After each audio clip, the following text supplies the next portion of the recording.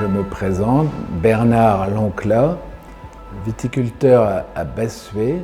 Donc moi je plante très jeune mes premières vignes à partir de 17 ans pour arriver aujourd'hui à 10 hectares de vignes.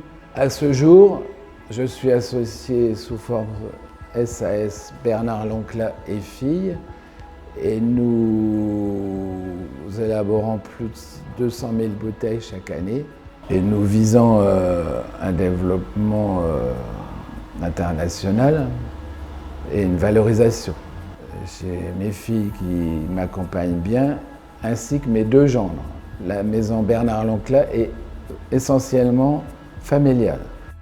Et c'est en 2010 que je propose au service technique champenois de participer à l'expérimentation des VSL. Donc j'ai l'autorisation de planter à partir de 2011 une surface de 40 arts en VSL et une surface témoin égale de 40 arts. L'organisation de la vendange en semi-large n'a pas beaucoup de différence que le traditionnel. De toute façon, il faut couper le raisin. Il faut quand même se courber. Alors, on se courbe un peu plus haut. Pour certains, c'est un peu plus difficile, il faut l'avouer.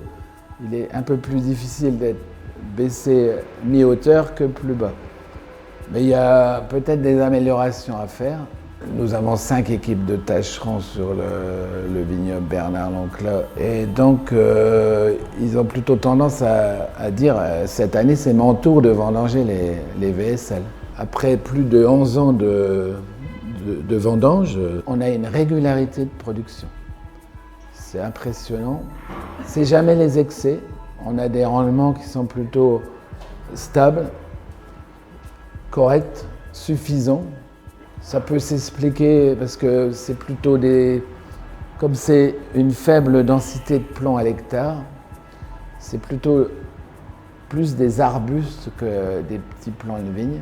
Quand il y a des gelées comme cette année qu'on a tous observé en 2021, on constate qu'il y a beaucoup moins de bourgeons qui ont souffert. Peut-être que comme la vigne est plus haute, le débourrement est un petit peu plus tardif.